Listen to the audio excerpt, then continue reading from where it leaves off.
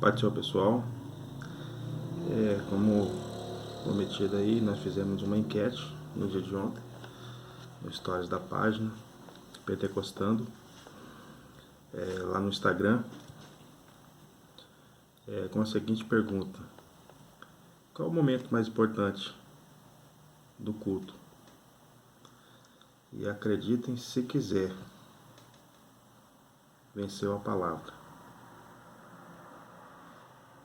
com 100% dos votos. Qual o momento mais importante do culto? Para nós que somos de uma igreja de tradição pentecostal, onde temos diversos departamentos dentro da igreja, né? Falando de uma maneira bem pessoal, onde eu congrego, e isso é uma tradição das Assembleias de Deus, né? A gente tem lá o departamento dos jovens, tem o departamento das irmãs, tem o departamento das crianças, tem o departamento dos adolescentes. Na minha não tem, mas tem outras igrejas, outras congregações no meu setor que tem departamento dos varão, dos atalaia, tem departamento da orquestra, tem o departamento do coral, tem diversos departamentos. E dentro da liturgia do culto, né? Vamos pegar o culto de domingo, que dura em média de 2 horas, começa às 7 horas, vai até 9 horas, né?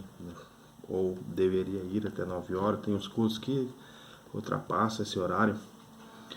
E dentro dessa liturgia do culto, esses departamentos, ou a maioria destes, tem a sua participação com o louvor.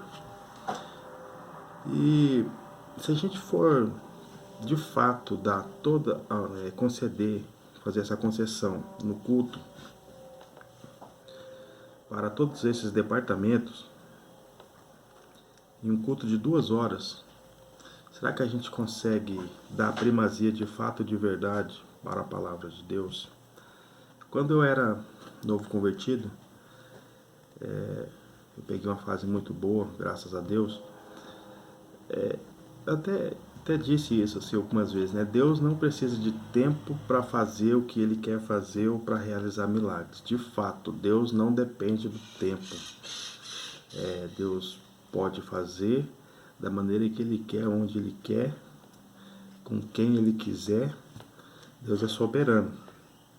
Porém, para que uma exposição da palavra tenha eficácia, para que a palavra em que está sendo ministrada obtenha o seu objetivo, demanda tempo. Tendo em vista que o pregador, né, a pessoa que está ministrando, ele estuda, ele prepara a mensagem, ele se esmera naquilo que ele está fazendo. E venhamos e convenhamos, 20 minutos, irmãos, às vezes, é tempo suficiente para expor tudo aquilo que você digeriu, tudo aquilo que você estudou, que você pesquisou durante uma semana, ou mensagens que você vem formulando, Deus vem falando, 1 mês, 2 meses. O fato é que tudo isso demanda tempo. E eu já fui pregar em igrejas que o pastor deixa 20 minutos, 15 minutos, né? Não ocorreu comigo, mas a gente vê alguns testemunhos dizendo: agora nós vamos por o momento mais importante do culto, que é a palavra, com 20 minutos restante do culto. Será que a gente tem dado o devido tempo para a palavra? A enquete foi mais tendenciosa, porque eu já sabia. Uma certa feita eu fiz um líder de jovem aqui na igreja, um treinamento com toda a liderança, e eu mesmo dei essa matéria, a questão de como se dirigir um culto, como você organiza, quem pode, quem não pode falar, como faz, como que não faz, né?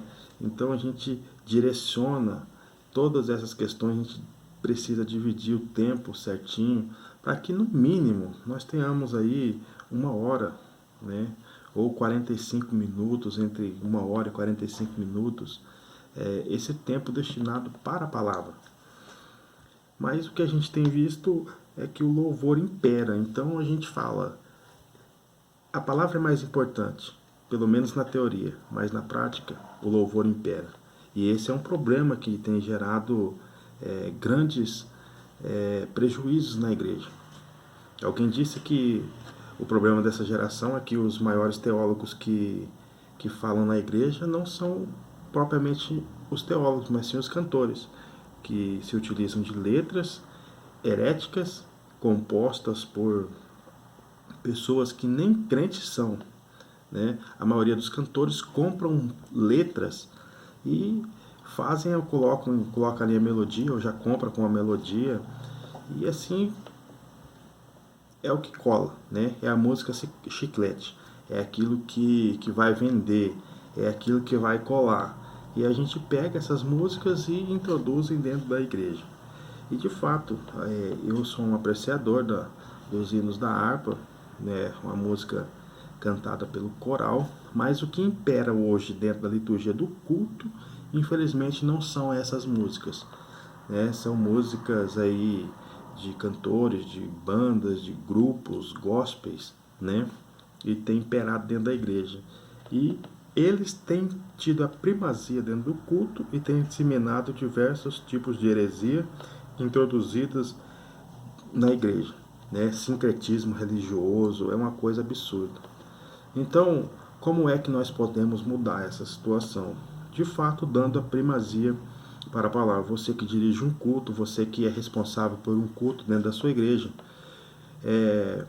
você que é líder de jovem, líder de qualquer departamento que dirige culto na igreja, divida bem o tempo, divida bem as oportunidades para que a palavra tenha de fato e de verdade a primazia no culto, né? Que nós possamos não só ser teóricos, mas práticos. Se a palavra é a mais importante, que ela seja mais importante não só na nossa fala, mas também nas nossas ações e nas nossas atitudes.